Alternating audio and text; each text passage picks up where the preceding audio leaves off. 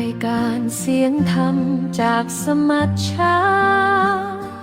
พระสงฆ์ไทยในอเมริกาสืบศาสนา ด้วยแรงศรัทธาและเสียสละตนเปรียบดังแสงทองที่ส่องทางคนเสียงธรรมตามสายสู่ดวงใจชาวพุทธสดใสคลายทุกภัยในชีวิตขอให้เจริญในคุณความดีอริสัตนี้บุญช่วยนาจากใต้สานเหนือสุดขอบฟ้าเสียงธรรมนี้นำพาความสุขมา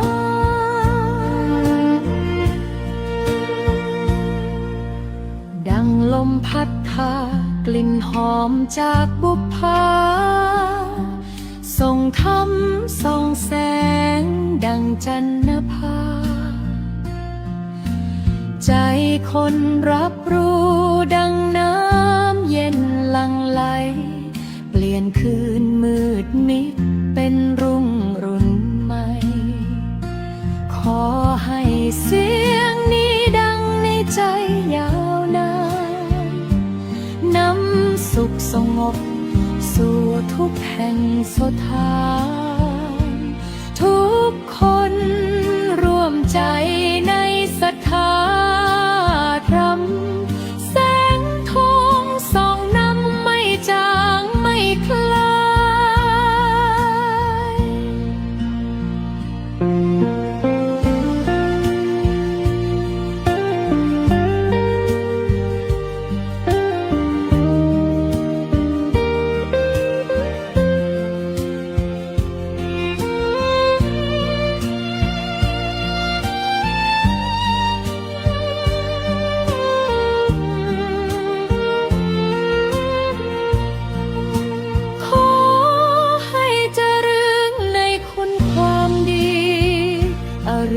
สักนี้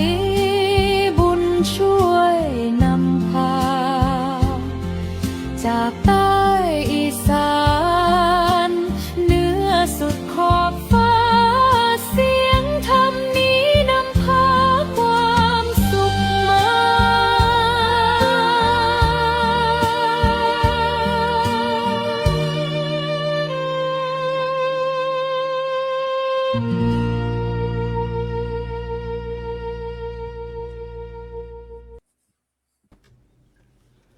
นามัตถุรัตนตยัสสะขอถวายความนอบน้อมแด่พระรัตนตรัย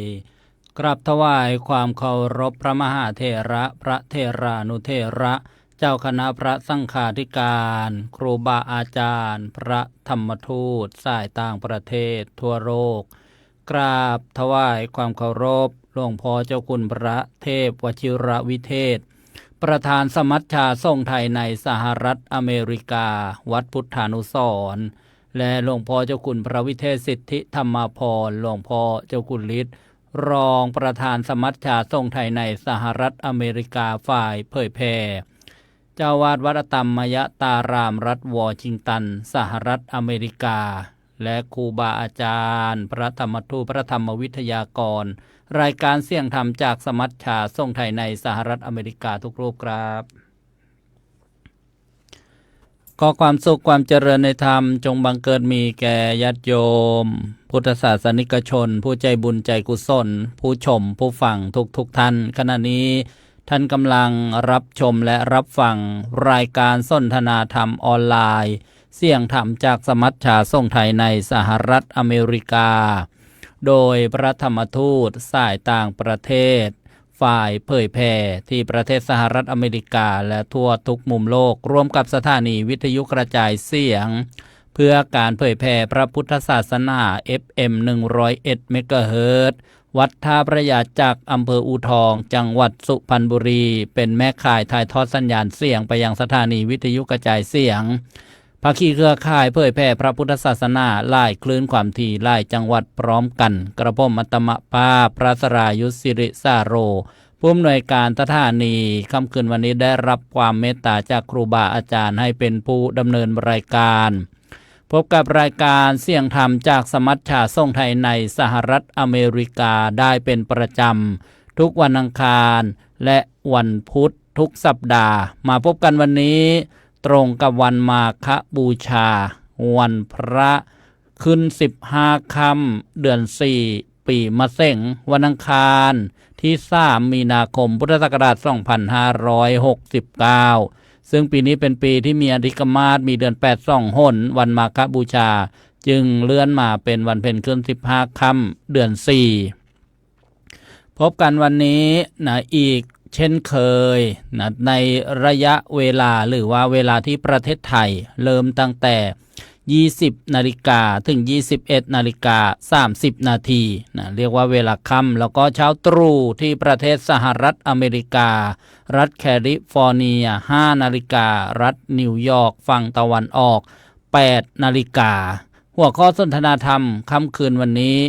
มาฆบูชาวันมหารำลึกได้รับความเมตตาจากครูบาอาจารย์พระธรรมทูตทั่วทุกมุมแห่งโลกก็เจริญพรญาติโยมได้ช่วยกันกดถูกใจกดไลค์นะกดแชร์แล้วก็จะได้มากราบนมัสการถวายความเคารพครูบาอาจารย์พร้อมกับผู้ดำเนินรายการทักทายญาติโยมเพื่อให้รู้ว่าเป็นรอบถ่ายทอดสดนะรอบแรกสัก 3-4 ท่านโยมคัมมุลเลอร์จากเยอรมนีโยมเกษินีไมนุษย์จากนนทบุรีโยมหน่วยแคริงตันโยมกัญญาภักภูลสวัสดิ์จากบ้านบางสะพานประจวบคีรีขันธ์โยมนวลซี่แบโลจากประเทศอังกฤษก็เป็นเวลาบ่าย 1 โมงนะก็มากราบถวายความเคารพนมัสการหลวงพ่อครูบาอาจารย์พร้อมกันนะญาติโยมรูปแรกได้รับความเมตตาอีกเช่นเคยหลวงพ่อเจ้าคุณพระวิเทศสิทธิธรรมพรหลวงพ่อเจ้าคุณฤทธิ์หลวงพ่อดำรงตำแหน่งรองประธานสมัชชาส่งไทยในสหรัฐอเมริกาฝ่ายเผยแพร่เจ้าวาดวัดอตมมยตารามรัฐวอชิงตันสหรัฐอเมริกาถวายความเคารพครับ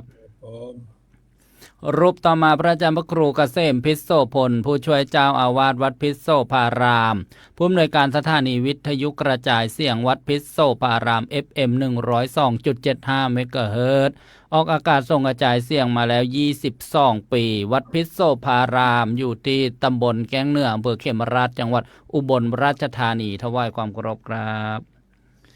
รูปต่อมาพระอาจารย์พระมหาปิยะอุตตมปัญโยปริญญาธรรม9 ประโยคด็อกเตอร์รองเลขาธิการสมัชชาส่งไทยในสหรัฐอเมริกาเจ้าอาวาสวัดโปรดเกตเชษฐารามอเมริการัฐนิวยอร์กสหรัฐอเมริกาถวายความเคารพครับรูปต่อมาหลวงพ่อพระครูรัตนปัญญาวิเทศหลวงพ่อกุ๊กไก่เลขาธิการสมัชชาส่งไทยในสหรัฐอเมริกาเจ้าวาดวัดรัตนปัญญารัฐแคลิฟอร์เนียสหรัฐอเมริกาถวายความเคารพครับต่อมาด้านข้างของกระผมอัตมภาพพระอาจารย์พระครูวินัยธรบุญยกรปิยะสีโลรองเจ้าอาวาสณวัดไทยธรรมจาริกสังฆวิหารแคลิฟอร์เนียสหรัฐอเมริกาถวายความเคารพครับและท่านพระอาจารย์พระมหาอภิชาติกรัญยวสีปรริยนธรรม9 ประโยควัดพุทธจักรมงคลรัตนารามเอสคอนดิโดแคลิฟอร์เนียสหรัฐอเมริกาถวายความเคารพทุกรูปครับขอความเมตตาหลวงพ่อเจ้าคุณพระวิเทศสิทธิธรรมพรได้เปิดการสนทนาธรรมค่ำคืนวันนี้มาฆบูชาวันมหารำลึกซึ่งตรงกับวันคล้ายวันมาฆบูชาจริงๆวันนี้ด้วยความเคารพครับขอถวายความเคารพพระเดชพระคุณพระเทพวชิรวิเทศประธานสมัชชาสงฆ์ไทยในสหรัฐอเมริกาวัดพุทธานุสรณ์พระมหาเถระเพื่อนพระธรรมทูตทั่วโลกและพระวิทยากรทุกรูปญาติโยมพุทธบริษัททั้งหลายวันนี้ในหัวข้อวันนี้ถือว่าเป็นหัวข้อที่สำคัญก็อยากจะถือโอกาสนี้วันนี้ถือว่าเป็นวันมหามงคลที่สำคัญยิ่ง เป็นวันที่องค์สมเด็จพระสัมมาสัมพุทธเจ้าของเราเนี่ยพระองค์ถือโอกาสนี้ได้ประทานโอวาทที่สำคัญแก่พระภิกษุแก่ที่ไปร่วมประชุมกันซึ่งการไปประชุมกันครั้งนี้ได้รับนโยบายก็เรียกว่าได้รับนโยบายว่าพระพุทธศาสนาเนี่ยมีหลักอย่างไรแล้วก็พระองค์ก็ยังได้บอกวิธีการบอกอุดมการณ์กับพระภิกษุว่าเธอจะต้องเดินทางไปทำงานทำหน้าที่เนี่ยควร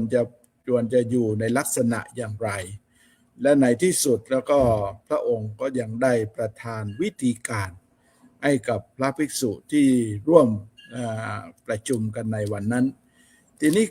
เมื่อถึงวันมหารำลึกเช่นนี้เนี่ยก็อยากจะฝากกับพระธรรมทูตและก็ญาติโยมพุทธบริษัททั้งหลายว่าวันนี้มาถึงวันนี้ก็ขอให้เราให้โอกาสกับชีวิตเราถ้าเราไม่โอกาสเราก็หมดโอกาสเพราะนั้นเราให้โอกาสกับชีวิตเราเพราะนั้นเมื่อถึงวันนี้เนี่ยถ้าใครมีโอกาสที่จะเดินทางไปที่วัดเรานึกภาพในสมัยเก่าๆพอถึงวันมาฆบูชาเนี่ยมันจะมีทั้งพ่อแม่ปู่ย่าตายายเด็กเล็กแดงทั้งหลายแหล่เนี่ยต่างคนต่างถือดอกไม้ธูปเทียนอาหารใส่ปิ่นโตไปอาหารกาหวานใส่ปิ่นโตก็เดินไปที่วัดไปที่วัดก็ได้ไปทำวัดสวดมนต์สมาธิภาวนาแล้วก็ได้ถวายภัตตาหารเพลแด่พระสงฆ์และหลังจากนั้นสิ่งหนึ่งที่ชาวพุทธเราจะต้องมีในวันนี้ก็คือการที่เราได้เวียนประทักษิณเพื่อระลึกถึงคุณของพระพุทธเจ้าของเราการที่เราได้ทำปฏิบัติเช่นนี้มันเป็นการเพิ่มพูนคุณความดีเพิ่มความรู้ให้กับเราแล้วก็ทำให้จิตใจของเราเนี่ยมีความสุขมีความสงบเย็นได้ทีนี้ในฐานะที่เรามาอยู่ส่วนหนึ่งที่พระธรรมทูตที่มาอยู่ต่างประเทศเนี่ยการที่เราจะไปวัดมันก็ค่อนข้างจะยากเพราะคนบางท่านที่อยู่เนี่ยจะไปวัดแต่ละทีมต้องใช้เวลา 2-3 ชั่วโมงขับรถแล้วก็ลำบากเพราะฉะนั้นเราจะทำอย่างไรก็ขอให้ทุกคนว่าเข้าไปในห้องพระหรือว่าที่ห้องของตัวเองก็ได้ถ้าเราไม่มีพระพุทธรูปเราก็มีภาพเป็นอะไรก็แล้วแต่ขอให้เราไปนั่งสมาธิตั้งจิตอธิษฐานในวันนี้ถือเป็นวันสำคัญตั้งจิตอธิษฐานแล้วก็เราก็ไปไหว้บูชาพระบางท่านก็อาจจะถามว่าแล้วเราจะรับศีลยังไงก็ที่จริงเราสามารถจะวิรัติศีลเอาก็ได้เราต้องการจะรับวิรัติเอาศีล 5ศีล 8ศีลอะไรก็ได้ต่อหน้าพระพักตร์ของพระพุทธองค์นั่นแหละแล้วเราสามารถจะทำได้แล้วก็เราฝึกฝนตั้งจิตตั้งใจว่าฝึกฝนตัวเองให้เราอยู่ตามแนวตามหลักธรรมคำสอนของพระพุทธเจ้าก็คือการรักษาจิตของเรานั่นเองนะเพราะฉะนั้นในเมื่อถึงในวันนี้ก็ขอเรียกร้องว่าขอให้เราได้ให้โอกาสกับชีวิตเราเมื่อเรารู้ว่าชีวิตมันสั้นนิดเดียวแล้วก็เราก็ยังไม่แน่นอนยังไม่แน่ว่าวันใดวันหนึ่งเราก็ต้องจากชีวิตนี้ไปแล้วเพราะฉะนั้นเราให้โอกาสกับชีวิตที่เรามีอยู่เพราะฉะนั้นก็ขอบพระคุณครูบาอาจารย์ที่เรามาช่วยกันพูดคุยให้ความรู้ในวันนี้ครับขอเปิดครับผมครับกราบขอบพระคุณในความเมตตาหลวงพ่อเจ้าคุณฤทธิ์เป็นอย่างสูงครับเจริญพรญาติโยมอนุโมทนาท่านที่กดไลค์กดแชร์ทุกท่านระหว่างดำเนินรายการก็จะขึ้นคำความเห็นคอมเมนต์ของท่านผู้ชมผู้ฟังอนุโมทนานี่โยมก๊อฟซีเอสเติลนี่ญาติโยมผู้ที่ประพันธ์เพลงถวายประจำรายการเสียงธรรมจากสมัชชาทรงไทยในสหรัฐอเมริกาหลวงพ่อเจ้าคุณท่านก็ชื่นชอบนะโยมก๊อฟอนุโมทนาสาธุหลวงพ่อเจ้าคุณได้กล่าวว่าวันมาฆบูชาเรามาลำลึกกันเนี่ยนึกถึงว่ามี เหตุการณ์นะพระพุทธเจ้านะได้ตรัสโอวาทปาติโมกข์ให้นโยบายการเผยแผ่กับพระอรหันต์ 1,200 องค์แล้วหลวงพ่อก็บอกว่าเราเนี่ยนะก็ควรจะให้โอกาสวันสำคัญนี้แล้วก็ท่านที่อยู่ต่างประเทศไปวัดอาจจะไม่สะดวกนะก็หาที่สงบนะก็มารำลึกนะเรื่องทานเรื่องศีลเรื่องภาวนาโอกาสนี้สำคัญญาติโยมเพราะว่าผ่านแล้วผ่านเลยนะผ่านแล้วผ่านเลยเพราะฉะนั้นโอกาสดีนะทุกขณะที่เรารำลึกได้จะได้มานะฟังพระอาจารย์พระครูเกษมพิษโสพลนะว่ามีความเห็นอย่างไรบ้างนะกับวันมาฆบูชาวันมหารำลึกกับอาราธนาด้วยความเคารพครับ ขอความนอบน้อมแด่พระรัตนตรัยขอถวายความเคารพพระเถรานุเถระทุกรูปขออนุญาตพระเดชพระคุณหลวงพ่อที่เป็นประธานสนทนาเจริญพรศรัทธาญาติโยมสาธุชนทุกท่านมื้อนี้เป็นมื้อวันสำคัญสุดๆสำหรับผู้ที่มีสติสัมปชัญญะถึงแม้นว่าจังไดก็สำคัญอยู่ดีแหละแต่ว่าเฮ็ดจังไดพุทธศาสนิกชนเฮาจังสิเห็นความสำคัญความจริงเนี่ยเพิ่นสำคัญตั้งแต่มื้อเริ่มแรก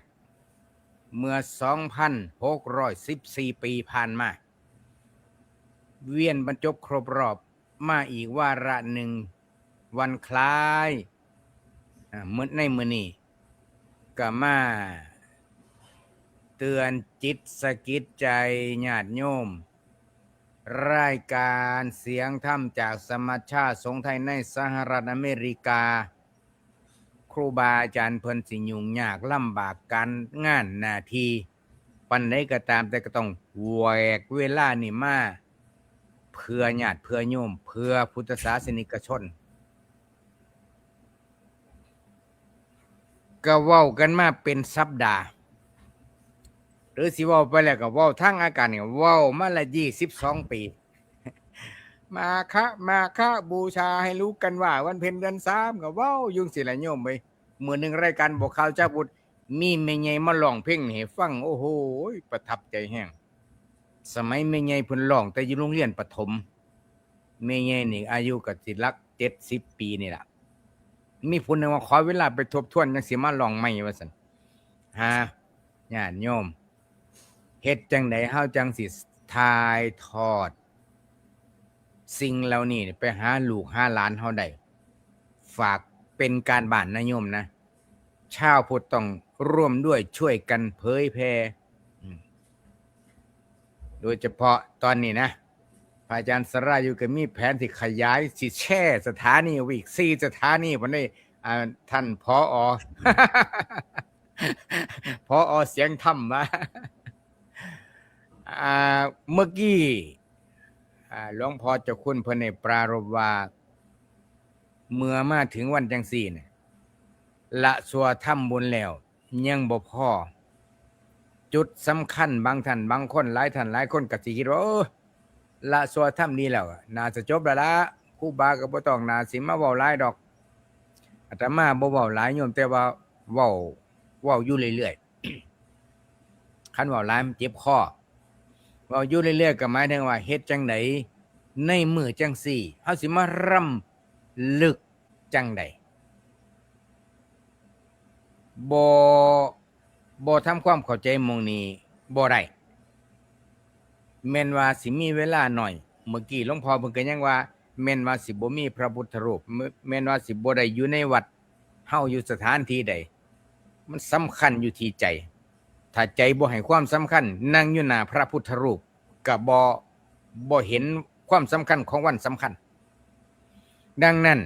ฝากให้พ่อแม่พี่น้องญาติโยมจือเอาง่ายๆปฏิบัติมื้อแลงได้เลยเดี๋ยวนี้ได้เดี๋ยวนี้เลยโยมไม่ต้องรอชาติหน้าไหว้พระสวดมนต์เสร็จสับเรียบร้อยก็มาพิจารณานะเพราะว่าเวลา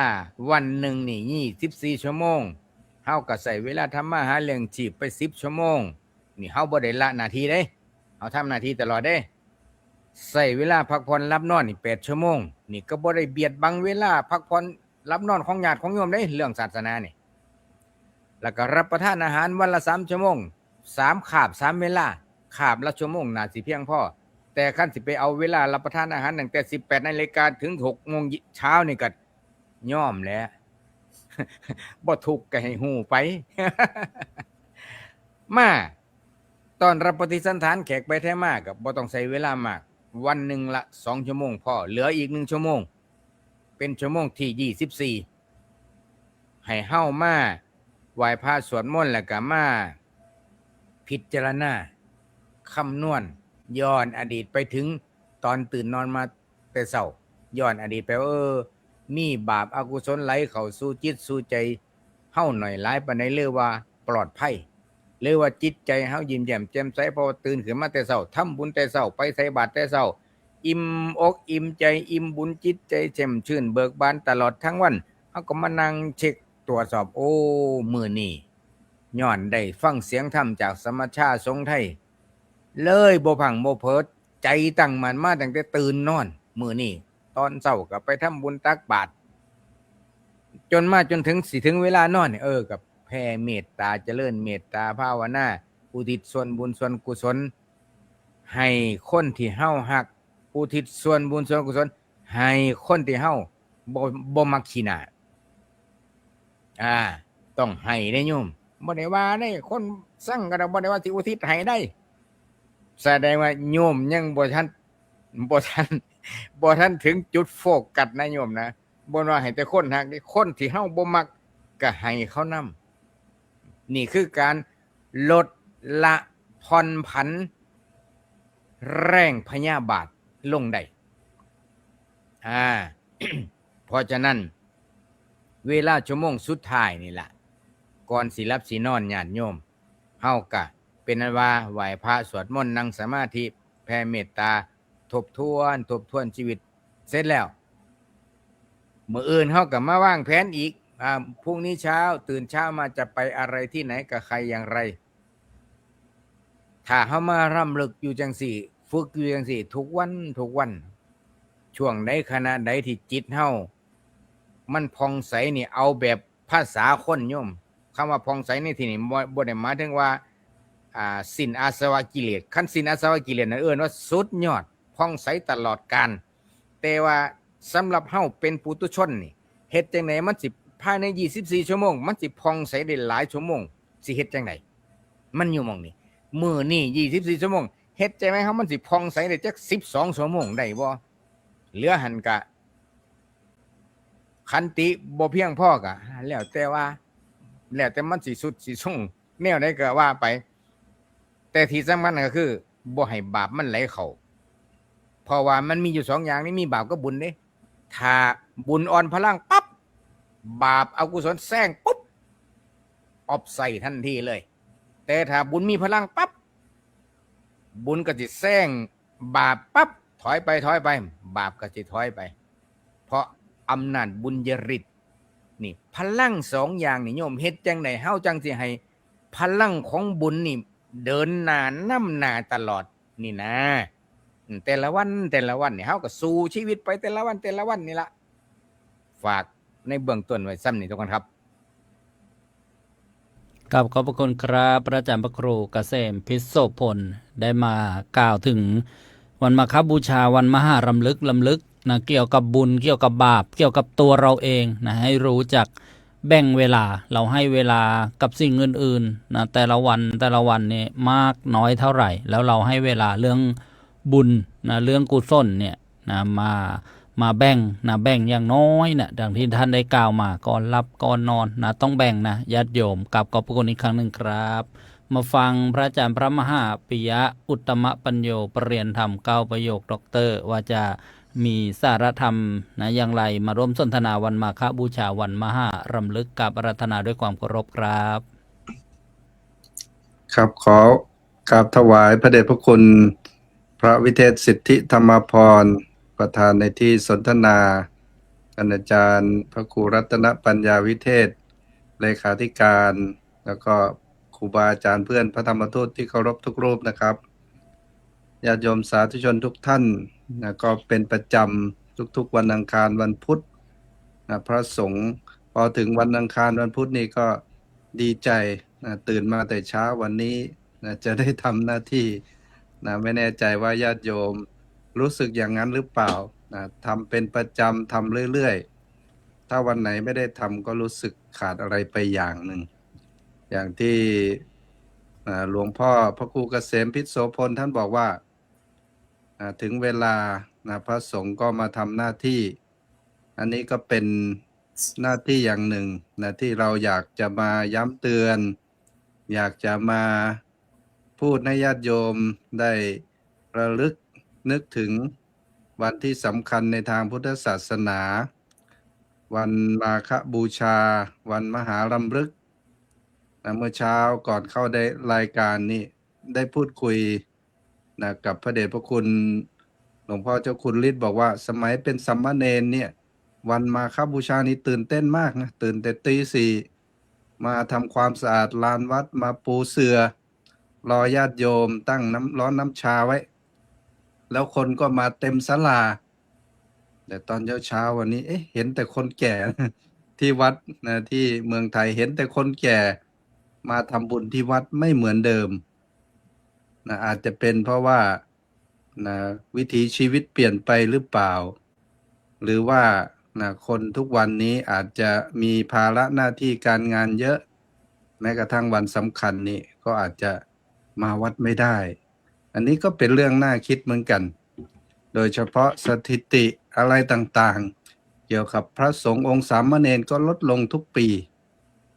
อย่างสมัยเป็นสามเณรเนี่ยที่วัดมีเนรอยู่เป็น50-60นะครับแต่ทุกวันนี้ไม่มีสักรูปเลยอาจารย์อันนี้ก็เป็นความเปลี่ยนแปลงที่น่ากังวลเหมือนกันน่าวิตกเหมือนกันว่าเราจะหาวิธีป้องกันหรือว่าแก้ไขอย่างไรคำว่าวันมหารำลึกก็คือการมาลำลึกมานึกถึงมาคิดถึงวันที่สำคัญที่เกี่ยวกับพุทธศาสนาของเราภาษาอังกฤษนี่เขาใช้คำว่า recall ครับคำว่า recall นี่แปลว่าคออีกครั้งหรือเปล่าหรือว่าโทรอีกครั้งโทรหาแล้วไม่ติดก็โทรอีกครั้งการที่พระเจ้าพระสงฆ์ท่านมาพูดให้ฟังนี่ก็ถือว่ามาโทรบอกญาติโยมอีกครั้งว่าวันนี้เป็นวันสำคัญนะแต่ผมก็ไปดูความหมายในพจนานุกรมภาษาอังกฤษคำว่า recall นี่เป็นกิริยาเขาบอกว่าให้เรานำข้อเท็จจริง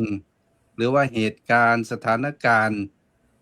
กลับมาย้ำมาเตือนสติ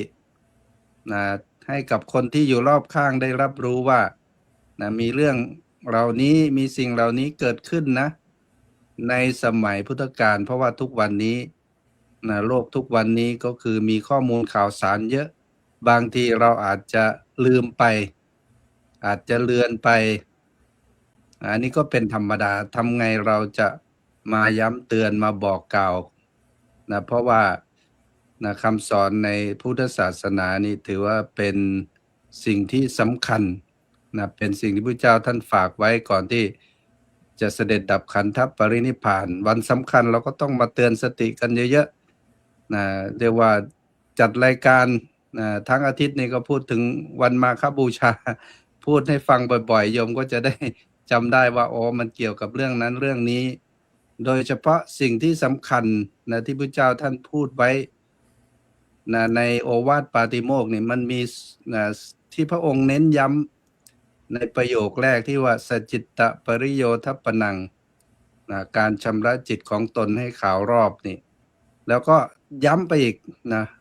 ในตอนสุดท้ายท่านบอกว่าอธิจิตเตจะอาโยโคก็คือการทำยังไงจิตใจของเราจะมีคุณภาพจะสูงยิ่งขึ้นไปอันนี้ก็เป็นเรื่องที่สำคัญท่านเน้นที่จิตที่ใจเราจะทำยังไงให้จิตใจของเรามีคุณภาพมี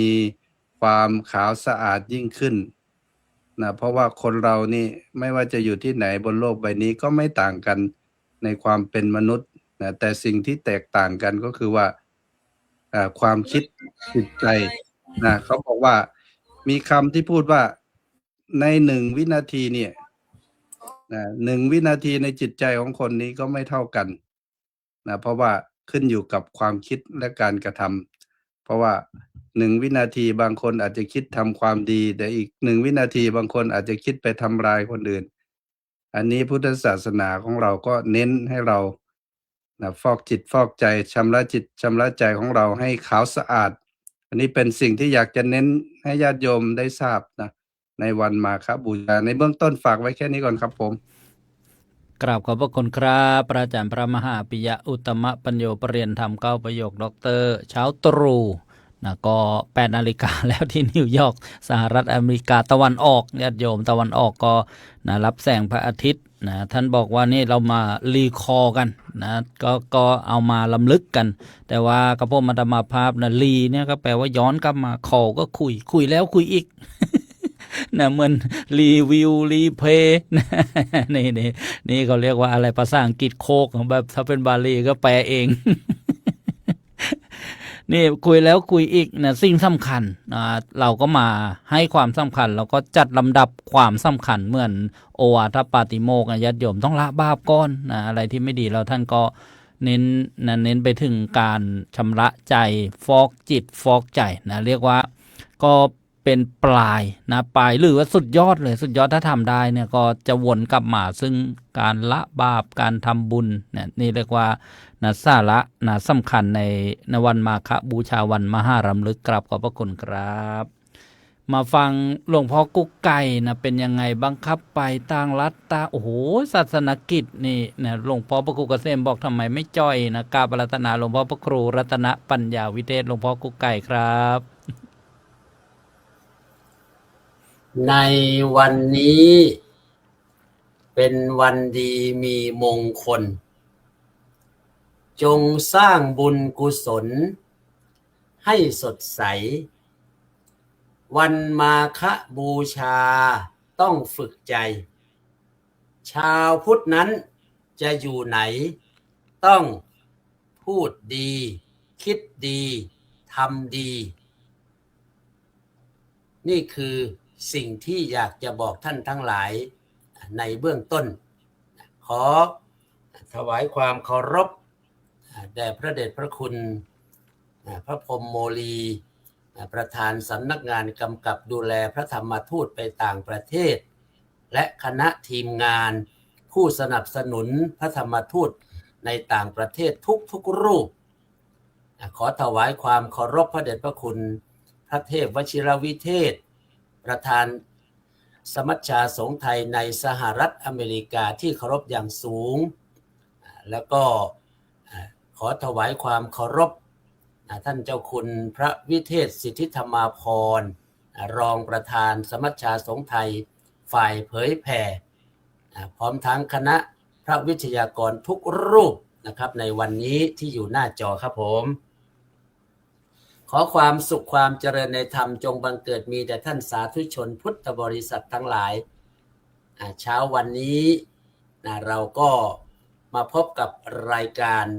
เสียงธรรมจากสมัชชาสงฆ์ไทยในสหรัฐอเมริกาซึ่งมีเป็นประจำทุกวันอังคารวันพุธโยมที่ครูบาอาจารย์ท่านได้เน้นแล้วเน้นอีกว่า2 วันนี้เป็นวันที่เราควรจะมารับฟังสิ่งที่เป็นสาระสิ่งที่เป็นประโยชน์เพื่อที่จะเสริมธรรมให้ชีวิตของเราเนี่ยมีสิ่งที่ดีขึ้นเสริมใจของเราให้ใจของเราเนี่ยมีสิ่งที่ดีขึ้นโดยเฉพาะวันนี้ถือว่าเป็นวันสำคัญในทางพระพุทธศาสนาคือวันมาฆบูชาเรามารำลึกนึกถึงคุณของพระพุทธเจ้าก็คงจะได้ทราบแล้วว่าพระพุทธเจ้าพระองค์ทรงแสดงโอวาทปาติโมกข์ว่าให้ทำความดีไม่ให้ทำความชั่วทำใจให้บริสุทธิ์อะไรต่างๆสิ่งเหล่านี้เราก็คงจะได้ทราบกันแล้วแต่อย่างไรก็ตามก็ต้องพูดในประเด็นนี้แหละเพราะเป็นคำสอนของพระพุทธเจ้าไม่ว่าจะปีไหนไม่ว่าจะช่วงเวลาไหนก็ตามถ้าเราพูดแล้วเนี่ย นะมันทำให้เราเนี่ยมีสติมีปัญญามีสิ่งที่ดีขึ้นเนี่ยนะก็ควรจะพูดดีกว่าไปพูดเรื่องไร้สาระเรื่องที่ทำให้เรากระวนกระวายทำให้เรามีความทุกข์ทำให้เรามีปัญหาต่างๆแต่ถ้าเรามาพูดถึงโอวาทของพระพุทธเจ้าทำให้เราเห็นว่าควรจะทำอย่างไรกับชีวิตของเราเพราะไอ้สิ่งที่มันมาหาเรามันมีความสุขบ้างมีความทุกข์บ้างมีปัญหามีต่างๆพอเราได้ฟังคำสอนของพุทธเจ้าศึกษาคำสอนของพุทธเจ้าให้ลึกลงไปเราก็กลับมาย้อนมองว่าโอ้นี่เรานี่ที่เป็นทุกข์เพราะอะไรก็เพราะว่าเราไม่ศึกษาไม่เรียนรู้ไม่นำเอาคำสอนของพระพุทธเจ้ามาปฏิบัตินะเพราะฉะนั้นวันนี้จะพูดประเด็นนะไม่ได้พูดประเด็นเกี่ยวกับเรื่องของจาตุรงคสันนิบาตพระอรหันต์ 1,250 องค์มาประชุมกันล้วนเป็นเอหิภิกขุอุปสัมปทาหรือเป็นวันเพ็ญเดือน3เดือน4อะไรเนี่ยไม่ได้พูดแต่จะพูดจากเหตุการณ์จากอดีตสู่พลังของปัจจุบันลองย้อนนึกถึงภาพในอดีตวันนี้เป็นวันเพ็ญเดือน3พระสงฆ์ที่เป็นพระอรหันต์ 1,250 รูปมานั่งอย่างสงบพระพุทธเจ้าพระองค์สอนทำอย่างไรโดยที่ไม่มีไมโครโฟนนะโยมนะไม่มีอินเทอร์เน็ตไม่มีไลน์กลุ่มไม่มีอะไรทั้งนั้นนะแต่ทำไมพระสงฆ์เหล่านั้นนั่งฟังอย่างสงบ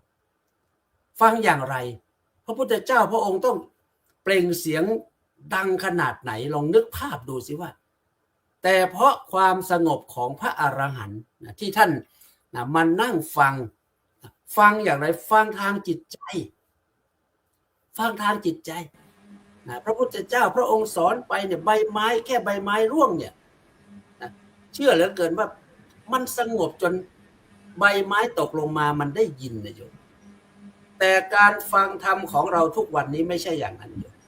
นี่อย่างเช่นโยมที่กำลังติดตามรับชมอยู่เนี่ยฟังไปพิมพ์ไปฟังไปคุยกันไปฟังไปไม่รู้ทำอาหารไปหรือเปล่าเราก็ไม่รู้นะเพราะจิตใจของเรามันไม่สงบแต่ถ้าจิตใจของเราสงบเนี่ยฟังแล้วนะค่อยๆคิดโอ้นี่ครูบาอาจารย์ท่านเจ้าคุณฤทธิ์ท่านพูดอย่างนี้นะอาจารย์พระครูเกษมท่านพูดอย่างนี้นะอาจารย์พระมหาปิยะพูดอย่างนี้มันจะได้แนวความคิดของแต่ละรูปเพราะนั้นมุมมองต่างที่อยากจะถามว่าถ้าเหตุการณ์วันนั้นไม่ใช่ประวัติศาสตร์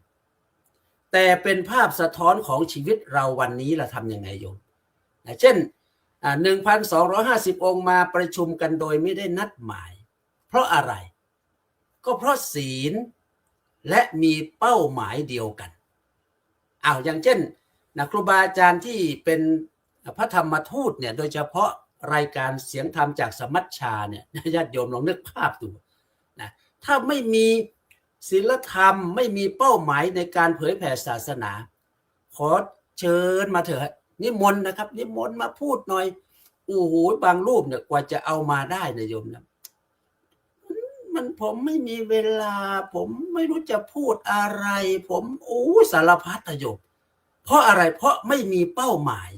นะไม่มีเป้าหมายเดียวกันนี่อย่างอาจารย์พระครูเกษมเนี่ยขอให้ว่างเถอะนะ22 ปีของสถานีวิทยุวัดพิโสภารามเนี่ยถ้าไม่แน่จริงอยู่ไม่ได้ลองนึกภาพดูพูดอะไรโยมว้าวอยู่จังสั้นล่ะว้าวนะเศร้ามากกับเจริญพรออกตนญาติโยมทุกผู้ทุกคนอาจารย์สรยุทธก็เหมือนกันพูดอยู่อย่างนั้นแต่โยมเนี่ยทำไมไม่เบื่อเพราะท่านหาวิธีการมีเป้าหมายมีความชัดเจนนะไม่ได้พูดเพื่อเอาใจใครนะอาจารย์พระครูเกษมเนี่ยลองไปฟังโลดนะเพราะนั้นเรามีเป้าหมาย 1,250 รูปมีศีลเสมอกันมีเป้าหมายเดียวกันนั้นชุมชนของเราสถานีของเราจะเข้มแข็งได้ไม่ใช่เพราะนัดหมายเก่งนะโยมแต่เพราะเรามีหัวใจตรงกันนี่ท่านอาจารย์มหาพิชาติเนี่ยส่งข้อความไปปุ๊บเนี่ยตอนแรกก็ขอระบายก่อนขอระบายก่อนเดี๋ยวจักสิว่างบ่ว่างจักยังได้เนี่ยแต่ว่าในใจท่านเนี่ยมีหัวใจตรงกัน เพราะนั้นในอเมริกาเนี่ยกว่าพระสงฆ์จะมารวมตัวกันได้นะโยมนะเพราะศรัทธาไม่ใช่ภูมิศาสตร์นะนี่อาตมาเพิ่งเดินทางไปที่วัดไทยกรุงวอชิงตันดีซีไปงานของพระเดชพระคุณพระเทพมงคลวชิรรังสีท่านมรณภาพเมื่อวันที่13 มกราคมที่ผ่านมาทำบุญ50 วันนะเมื่อวันอาทิตย์ที่ผ่านมาเนี่ยนะเราก็นำสรีระของท่านนะมาที่วัดไทยกรุงวอชิงตันดีซีคณะกรรมการทั้งหลายนะก็มาร่วมกันนะมาร่วมกันเพื่ออะไรเพื่อบูชาคุณของท่านมาจากที่ต่างๆรวมแล้วก็ประมาณเกือบ50 รูปวันนั้นนะ50 รูปนี่ก็คือนะมา50 วันนะถ้า100 วันนี้ก็จะมาประมาณ100 รูปนะอาจจะมากกว่านั้นนะพอถึงวันที่มีการเผาสรีระของท่านพระราชทานเพลิงศพนะพระสงฆ์นะน่าจะนะไม่ต่ำกว่า200 รูปเราไม่ได้นัดหมายแต่เพราะหัวใจนะที่เรามีตรงกันนะก็คือหลวงตาท่านเป็นต้นแบบเป็นต้นบุญนะเป็นต้นแห่งคุณงามความดีท่านทำตัวอย่างให้พระธรรมทูตได้เห็นกี่ปีรู้ไหมโยมมาอยู่อเมริกา50 กว่าปีนะแล้วก็เป็นพระมหาเถระที่มีอายุยืนถึง101 ปีนะพวกเราก็ไม่ว่าจะอยู่มุมไหนแต่มาไปวัดไทยดีซีเนี่ยมา3 รอบ 4 รอบแล้วนะเพราะฉะนั้นสิ่งเหล่านี้แหละนะอย่าไปคิดว่าเราจะต้องทำอย่างนั้นต้องทำอย่างนี้แต่เพราะหัวใจเราตรงกันอยู่นะนี่คือสิ่งแรกที่อยากจะฝากกับญาติโยมไว้นะในช่วงแรกก็คือนะจะพูดประเด็นเลยว่าเหตุการณ์จากอดีตสู่พลังแห่งปัจจุบันนะเพราะเรามีหัวใจตรงกันจึงสามารถนำเอาธรรมะมาเผยแผ่ตรงนี้ได้เราไม่ต้องไปพูดเรื่องอื่นนะไม่ต้องไปเรื่องว่าจะนิพพานยังไงจะดับทุกข์ยังไงเพียงแต่ว่าเมื่อฟังแล้วเนี่ยเราได้สติปัญญามากน้อยแค่ไหนครับครับอาจารย์ครับกราบขอบพระคุณครับหลวงพ่อกุ๊กไก่นะโอ้โหเรียกว่านะจับประเด็นนะเด็ดๆเลยในสาระสำคัญในวาคบูชานะวันมหารำลึกนะจากอดีตสู่ปัจจุบันนะใครอยู่ใครไปนะหรือว่าเหตุการณ์ต่างๆท่านหลวงพ่อก็บอกว่าเราระลึกถึงคุณของพระพุทธเจ้านะโอวาทธรรมคำสั่งสอนจากอดีตนะสู่ปัจจุบันท่านก็ตั้งข้อสังเกตว่าในสมัยพุทธกาลนะพระอรหันต์ท่านฟังธรรมกันอย่างไรนะที่มาประชุมกัน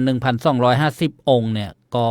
นะได้ศึกษาค้นคว้ามาบ้างนะครับหลวงพ่อท่านบอกว่าพระอรหันต์ที่มาประชุมเนี่ยล้วนได้อภิญญา6นะมีหูทิพย์ด้วยครับหลวงพ่อ ทิพย์ประเสริฐนี่ญาติโยมนะก็คือว่าไม่ใช่พระอรหันต์นะไม่ได้เข้าประชุมพระอรหันต์ที่ไม่มีฤทธิ์ก็ไม่ได้เข้าประชุมนะแล้วก็หลวงพ่อกุ๊กไก่นะท่านได้กล่าวถึงครูบาอาจารย์นะพระธรรมทูตว่าใจตรงกันนะมีอุดมการณ์มีเป้าหมายนะแล้วก็นะเพราะศรัทธานะไม่ใช่ภูมิศาสตร์นะมีความเชื่อมีความเลื่อมใสได้ไปงานนะที่สำคัญพระเดชพระคุณนะพระเทพมงคลวชิรรังสีนะหลวงตาจีเนี่ยนะได้นำภาพมาประกอบก็กลับขอบพระคุณครับหลวงพ่อกุ๊กไก่มาฟังนะพระอาจารย์พระครูวินัยธรบุญยกรปิยะสีโลนะว่ามีนะความคิดความเห็นยังไงกับวันมาฆบูชาวันมหารำลึกกับปรารถนาครับขอกราบไหว้สาครูบาอาจารย์เจ้าจุตนจุองค์นะครับเนอะขอเจริญพรพี่น้องศรัทธาสาธุชนทั้งหลายที่รับฟังอยู่ในขณะนี้แล้วก็ย้อนหลังก็ตามวันนี้ขออู้จาเป็นกำเมืองไปแบบสบายๆเนาะแต่เป็นกำเมืองปะแลดปิดซ้ายปิดขวาพองเนอะขออู้ประชัดก็ต้องขอสมาอภัยครูบาอาจารย์ผู้ฮู้ทั้งหลายตัววันนี้วันมาฆบูชาเป็นวันตรงวันแห่งกรรมหนึ่งแต่ละวัดแต่ละตีก็เตรียมงานกันนะญาติโยมพระเน้นก็ทำความสะอาดศาลาวัดตั้งบาตรกันญาติโยมก็เตรียมเชื่อเตรียมผ้าเข้าป่าอาหารไปทำบุญใส่บาตรกันเมืองไทยตอนนี้อบอุ่นไปด้วยกลิ่นศีลกลิ่นธรรมเนาะเ ต็มที่เหมือนกันนะเวียนเทียนกันละแต่ละวัดแต่ละวาส่งรูปมาให้พอโอ้ในเฟซมีแต่รูปงามๆตั้งนั้นต่างสมัชชาสงฆ์ไทยกับบ่ใจธรรมดาเนอะที่ผ่านมาเนี่ยเรามีหลักสูตรนะ Buddhist AI คือครูบาอาจารย์ญาติโยมตั้งหลายธรรมทูตคฤหัสถ์วิถีพุทธศิษย์วัดได้สร้างสื่อธรรมะ ใจสื่อสมัยใหม่ในการเผยแผ่งานพระศาสนา มุ่งเป้าไปที่วันมาฆบูชา ปรากฏว่าโอ้สมัครเข้ามาตั้ง60ป่ายตั้งพระตั้งโยมสร้างสื่อผลิตสื่อกันเต็มที่เพื่อที่จะเป็นส่วนหนึ่งในการประชาสัมพันธ์รำลึกถึงวันมาฆบูชาจึงเป็นวันมหารำลึกนี้ อันนี้ก็เป็นข่าวดีเป็นเรื่องหนึ่งที่เกิดขึ้นซึ่งการใช้สื่อสมัยใหม่แล้วก็ AI ในการทำงานพระศาสนาก็เป็นช่องทางหนึ่งนะเมื่อกี้พระอาจารย์ท่านเปิ้นอู้ไปว่าการที่จะเฮาทำกิจกรรมนะเป็นชาวพุทธของเฮาเนี่ยบางทีบ่ได้ไปวัดก็เอาวัดเอาบ้านมาเป็นวัดแต่แหมต่างหนึ่งก็คือใช้ออนไลน์นี่นะมันมีวัดออนไลน์เนาะ อาจารย์เนาะมีวัดออนไลน์ก็เป็นช่องทางที่3ที่เฮาตั้นทั้งหลายได้มีโอกาสได้สร้างบุญได้สั่งสมบุญตัวตอนนี้เฮามี3วัดแล้วนะอยู่บ้านก็เป็นวัดจิตวัดใจของตัวเก่านะเอาบ้านมาเป็นวัดถ้ามีเวลาไปวัดก็ไปวัดใกล้ๆบ้านตัวเก่าเนาะอย่างวันนี้ก็มีโยมส่งข่าวมาวันนี้วันมาฆบูชาโยมไปทำบุญที่วัดใกล้บ้านท่านเนาะไปถวายสังฆทานไปรับพรพระเรียบร้อยละแต่ตอนนี้เฮาอยู่ในวัดออนไลน์ มาพบปะกับครูบาอาจารย์สนทนาธรรมะอันนี้ก็เป็นเรื่องที่1คือฟังว่าเป็นที่น่ายินดีอนุโมทนาเนาะส่วนที่2วันมาฆบูชามหารำลึกเนี่ยถามว่าเฮาจะรำลึกอะไรหยังเฮาจะรำลึกอะไรหยัง1รำลึกถึงเหตุการณ์ว่าวันมาฆบูชาเนี่ยมันมีเหตุการณ์อะไรหยังเกิดขึ้นพ้องมารำลึกถึงบุคคลว่าวันมาฆบูชาเนี่ยมันมีบุคคลอย่างที่มาเกี่ยวข้องพ้องเดี๋ยวอาจารย์อภิชาติเปิ้นตึงกู้ อันนั้น ส่งไว้ให้เปิ้นหน่อยวันมาฆบูชาไปรำลึกหยังไปเรื่องสถานที่มีสถานที่สำคัญหยังเกิดขึ้นพ้องที่เกี่ยวข้องวันมาฆบูชามารำลึกถึงธรรมะสาระแก่นสารที่เกิดขึ้นน่ะอย่างที่พระอาจารย์เปิ้นว่ามันเป็นการแสดงถึงนโยบายนะเป็นหลักการเป็นอุดมการณ์เป็นวิธีการในทางพระพุทธศาสนาโดยเฉพาะโอวาทปาติโมกข์เป็นต้นเนี่ยมารำลึกถึงธรรมะสาระสำคัญที่เกิดขึ้นวันนี้อาจารย์ปิยะบอกมารีคอนี่รีคอแสดงว่าต้องมาเล่าใหม่ต้องมาอู้ใหม่เฮาก็อู้เรื่องเนี้ยกูปีกูเตื้อเมื่อใกล้วันสำคัญทางพระพุทธศาสนาคราวเนี้ยเฮาอู้จะเนี่ยมันจะมีประโยชน์อย่างอู้จะใดก็คือเฮาต้องมาฟังมันเฮาต้องมาคิดมันเฮามาต้องมาถามมาอู้จากันมันเฮาจะต้องมาเขียนมาอ่านมันเกี่ยวกับเรื่องของวันสำคัญทางพระพุทธศาสนาโดยเฉพาะวันนี้เป็นวันมาฆบูชาฟังให้มันฟังให้หนักๆกึดให้หลายๆถามให้มันอ่านให้หนักๆเขียนให้มันอาตมาก็เขียนเหมือนกันเขียนเพื่อจะรีคอร์ตัวเก่าเพื่อเตือนสติตัวเก่านี่แหละเพราะบางทีเนาะความจำมันบ่เที่ยงเนาะมันเดี๋ยวมันก็จำเดี๋ยวมันก็ลืมแต่นี้เฮาอายุนักขึ้นน่ะเรื่องใหม่บ่ค่อยจำนะแต่เรื่องเก่าเนี่ยจำดีขนาดน่ะเล่าความหลังนี่ม่วนขนาดนักนะแต่จะไปอู้เรื่องใหม่นี่ตึงบ่ค่อยได้แล้วนะเติมเข้าเรื่องใหม่คนเป็นหนี้เนี่ยก็จำดีขนาดเนาะแน่นอนล่ะครับเรื่องนี้ตึงบ่ลืมนะข้ามวันข้ามปีแล้วนะ นี่เนาะมันตึงบ่ลืมไผคราวเนี้ยถ้าเฮาทบทวนความจริงเรื่องแต๊ๆเกี่ยวกับวันสำคัญวันมาฆบูชามันนี่นะมันจะดีจะใดดีอย่างที่1ก็คือว่าเฮาจะได้ช่วยกันเผยแพร่จะด้วยกันสืบทอดถ่ายทอดไปต่อคนรุ่นหลังคนรุ่นต่อๆไปอันเนี้ยถ้าฮู้แต่เข้าใจแต่เฮาจะได้ถ่ายทอดถูกต้องเผยแพร่ในสิ่งที่ถูกต้องโดยคือหันความสำคัญในวันนี้ตัวอันที่2เขาจะได้ส่งเสริมสนับสนุนได้อย่างถูกต้องโดยเฉพาะพระอาจารย์โดยเฉพาะที่เป็นศิษย์วัดจะได้มาส่งเสริมจะได้มาสนับสนุนวันนี้อย่างถูกต้องว่าเนี่ยจะเนอร์มันมีสาระสำคัญที่เนอร์บ่ใช่เพียงแค่พิธีกรรมบ่ใช่เพียงแค่เรื่องเอาเรื่องของเศรษฐกิจเงินทองเข้ามาเกี่ยวข้องแต่เรื่องบุญกุศล เรื่องเนี้ยเขาจะได้ทำอย่างถูกต้องได้ศึกษาธรรมะอย่างถูกต้องเบอเฮาหลงบ่ใช่ไปลืมของเก่าบ่ใช่ไปเมาของใหม่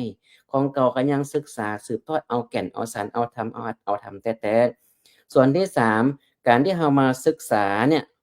มารีคอร์มันๆอย่างที่พระอาจารย์เปิ้นว่าจะได้ศึกษาอย่างถูกต้องและจะนำมีประโยชน์ไปสู่การปฏิบัติที่ถูกต้องโดยถ้าเราศึกษาบ่ถูกต้องจำมาผิดๆเรียนรู้มาผิดๆจากคนผิดๆมาเนี่ยบ่ชัดบ่แจ้งมาเนี่ยเราก็จะปฏิบัติที่บ่ถูกต้องโดยเนาะส่วนอันที่4สุดท้ายเราบูชาใช่มันมาฆบูชาถามว่าเราบูชาจะได้ตามพุทธของเราเปิ้นมีบูชาอยู่2อย่างก็คืออามิสบูชาการบูชาด้วยวัตถุสิ่งของเนี่ยเป็นต้นดอกไม้ธูปเทียนนี่เป็นต้นอย่างที่2การบูชาด้วยการปฏิบัติบูชาอย่าเฮาตั้นทั้งหลายเนี่ยบ่มีเวลาได้ไปวัดการมันหลายเวียกมันหลายอีนะก็อยู่บ้านนี่ก็ถือว่าการปฏิบัติบูชาเลยสมาทานศีลกะนั่งสมาธิกะมาฟังธรรมออนไลน์จากครูบาอาจารย์ทั้งหลายกะจะอีเป็นต้นอันนี้ก็ถือว่าเฮาตั้นทั้งหลายได้มาช่วยกันในการปฏิบัติบูชาในวันมาฆบูชามหาลำลึกนี้โดยเนาะอันนี้ก็ฝากไว้เป็นเบื้องต้นแต่อีกหวังว่าจะได้สาระแก่นสารพ่องแต่จะได้ยังเพิ่มเติมส่งให้อาจารย์อภิชาติเป็นผู้ถอนครับเนาะนี่มันครับ ก็ขอบพระคุณครับพระอาจารย์พระครูวินัยธรบุญยกรปิยะซีโลจะไม่สรุปมากนะฮื้อนักนั้นบอกว่าวัดออนไลน์สมัยนี้กระผมกับพระครูเกษมก็มีวัดในอากาศนะมีธรรมะอยู่บนท้องฟ้านะมองขึ้นไปนี้ต้องมีธรรมจักรมีธรรมะตลบอบอวนเลยนะซึ่งบางทีก็ต่างจากเหตุการณ์มองบางประเทศนี่มองกันแบบอุ้ยนะอาวุธมาแล้วอะไรอย่างเงี้ยนะเชียร์กันด้วยนะคนไทยถ่ายคลิปว้าวแต่ในบรรยากาศนะที่ทำสถานีวิทยุกระจายเสียงเนี่ยมองไปบนฟ้านะก็เป็นธรรมะนะก็เป็นนะการประยุกต์นะหรือว่าทำงานเผยแผ่พระพุทธศาสนากับขอบพระคุณอีกครั้งหนึ่งครับกับอาราธนาพระอาจารย์พระมหาอภิชาติกรัญยวสีเปลี่ยนธรรม9ประโยคกับหัวข้อวันมาฆบูชาวันมหารำลึกด้วยความเคารพครับครับ ถวายความเคารพพระเถรานุเถระคณะพระพิธีกรซึ่งมีท่านอาจารย์เจ้าคุณพระวิเทศสิทธิธรรมพรเป็นประธานแล้วก็ขอเจริญพรญาติโยมที่รับชมอยู่ทั่วทุกมุมโลกนะมันช่างอะไรนะวันมาฆบูชาของเราก็มาบรรจบกับสถานการณ์ทางตะวันออกกลางซึ่งถ้าหากว่าชาวโลกที่รู้หลักคำสอนทางพุทธศาสนานะถ้าได้มีพระธรรมทูต มีพระธรรมทูตไปเผยแผ่ได้รับคำสอนโอวาทปาติโมกข์แล้วไปเผยแผ่นะแล้วเขารับฟังนะเขารับฟังเขาให้ความสำคัญบอกว่านะขันติปรมังตโปติติขานิพพานังปรมังวัฏันติพุทธานะนะหิปัปพจิโตปรูปคาติสมโนโหติปรังเวทแค่4ข้อนี้นะสงครามก็ไม่เกิดเพราะว่าการอดกั้นได้นะผู้นำอดกั้นได้ผู้ตามอดกั้นได้หรือว่าใครก็ตามอดกั้นได้อดได้ทนได้แล้วก็เย็นได้นะอดกั้นได้ทนได้รอได้รับได้นี่คือลักษณะของขันติซึ่งเป็นหลักธรรมสำคัญที่พระเจ้ายกมาไว้ในโอวาทปาติโมกข์แล้วก็เย็นได้เนี่ยสำคัญเย็นได้คือนิพพานนังปรมังวัฏันติพุทธาที่เจ้าทั้งหลายกล่าวนิพพานว่ายอดเยี่ยมความดับความเย็นได้เนี่ยตอนนี้ตะวันออกกลางมันร้อนธรรมชาติมันก็ร้อนอยู่แล้วนะตะวันออกกลางนี่นะแล้วยังมาร้อนด้วยไฟสงครามอีกมันยิ่งต้องเอานิพพานมันต้องยิ่งต้องรีบดับนะมันต้องเอาเพราะว่าตอนนี้ขาดนิพพานแล้วตะวันออกกลางเนี่ยตอนนี้นิพพานหานิพพานไม่เจอแล้วร้อนกันทั่วทุกหย่อมย่ำยากอันนี้ก็เลยมาหวนลำลึกว่าเนี่ยผู้ที่เจ้าส่งพระสาวกไปเผยแผ่ศาสนาครั้งแรกนะพระเจ้าส่งศาสนาส่งพระสาวกไปรูปชุดแรก60รูป61รวมกับพระองค์เนี่ยจรถะภิกขเวจาริกังพหุชนะหิตายะพหุชนะสุขายะโลกานุกัมปายะตัดบอกเท่านี้นะจงเที่ยวจาริกไปเพื่อประโยชน์เพื่อกูลเพื่อประโยชน์สุขเพื่ออนุเคราะห์โลกคราวนี้ ดีเทลรายละเอียดต่างๆหัวข้อธรรมอาจจะไม่ได้ระบุนะพระพุทธเจ้าอาจจะไปว่าเธอเที่ยวไปแล้วทำอย่างไรเที่ยวไปแล้วให้มันเป็นประโยชน์เป็นความสุขเป็นการเกื้อกูลโลกนะฮะแล้วหลังจากนั้น9 เดือนต่อมาต้องขอบคุณอาจารย์มหาปิยะนะคนบ้านเดียวกันส่งไม้ต่อผมนั่งคิดอยู่ว่าวันนี้ผมจะพูดประเด็นไหนนะจนอาจารย์ปิยะ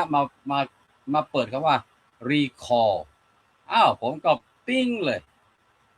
อาจารย์ปิยะให้รีคอร์มาแล้วเพราะฉะนั้นวันนี้หลวงพ่อชาลี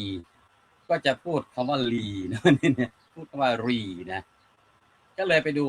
วันมหาลำลึกวันมาฆบูชาวันนี้เป็นวันรีคัปเจอร์รีคัปเจอร์นะพูดภาษาไทยอังกฤษไทยก็รีคัปเจอร์ภาษาอังกฤษรีคัปเจอร์เป็นว่าเป็นการลำลึกเป็น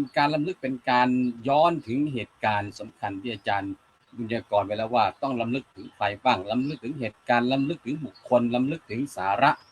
สิ่งที่เกิดขึ้นในวันนั้นหลวงพ่อกุ๊กไก่ก็ไปให้ลำลึกถึงบรรยากาศว่าพระมารวมกัน 1,250 ท่านเทศนาสอนอย่างไรให้ได้ยินกันทั่วถึงนะแล้วไม่มีไฟฟ้าทำยังไงนะเพราะฉะนั้นจึงวันมาฆบูชาวันเพ็ญเดือน3สำคัญพระเจ้าเลือกเอาวันมาฆบูชาวันเพ็ญเดือน3คือวันที่พระจันทร์ส่องแสงสว่างไม่มีสปอตไลท์ไม่มีไฟนะอาศัยเนี่ยธรรมชาติพระพุทธเจ้าเกิดกับพระพุทธเจ้าประสูติกับธรรมชาติตรัสรู้กับอยู่กับธรรมชาติแล้วก็ปรินิพพานท่ามกลางธรรมชาติเผยแผ่ก็ใช้หลักการเผยแผ่ในธรรมชาติเพราะฉะนั้นวันนี้ถือเป็นวันรีแรกนะครับรีแรกคือ recapture นะรีที่2คือ return วันนี้เป็นวัน return คือกลับมาเนี่ยใครกลับมา return กลับมาก็คือพระอรหันตขีณาสพ 1,250 รูป return เมื่อสักครู่นี้ผมกล่าวไปว่าพระธรรมทูตชุดแรกที่พระเจ้าส่งไปเผยแผ่นะ60 รูปไปด้วยพระดำรัสที่พระเจ้าสั่งว่าจรัตถะภิกขเวจาริกังพหุชนะหิตายะพหุชนะสุขายะโลกานุกัมปายะ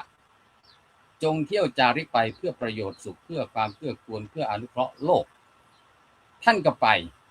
ปยังที่ต่างๆ60 รูปห้ามไปในทิศทางเดียวกันก็คือไป60 ทิศนะหลังจากนั้น9 เดือนทั้งหมด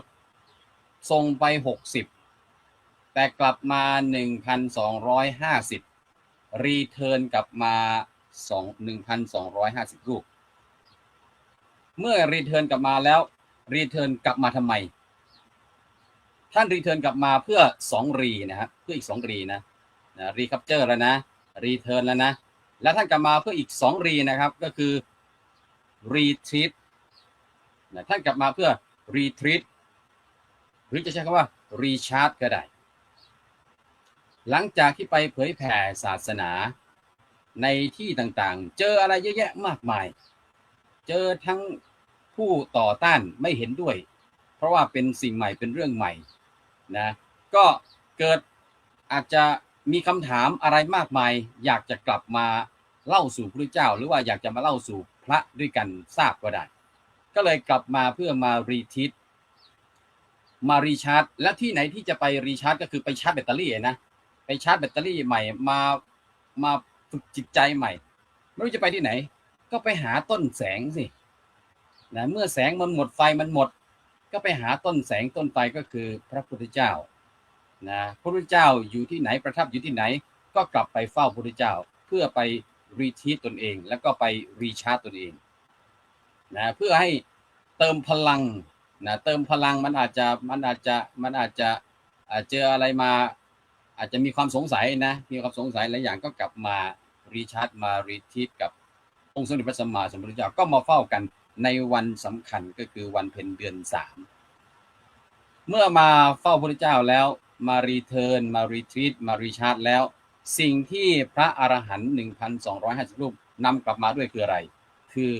มารีพอร์ตนะมารีพอร์ตมารายงาน มารายงานการไปปฏิบัติหน้าที่ของพระธรรมทูตพระสงฆ์ในยุคนั้นสมัยนั้น ว่ากลับไปทำอะไรที่ไหนอย่างไรเป็นอย่างไรนะไปรีพอร์ตมารายงานแล้วก็ถือโอกาสมารีเช็คนะมารีเช็คหลักธรรมคำสอนมารีเช็คเป้าหมาย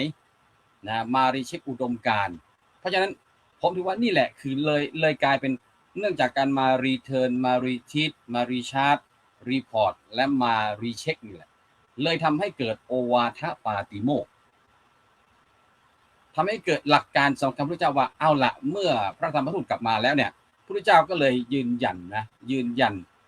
นหลักการอุดมการวิธีการ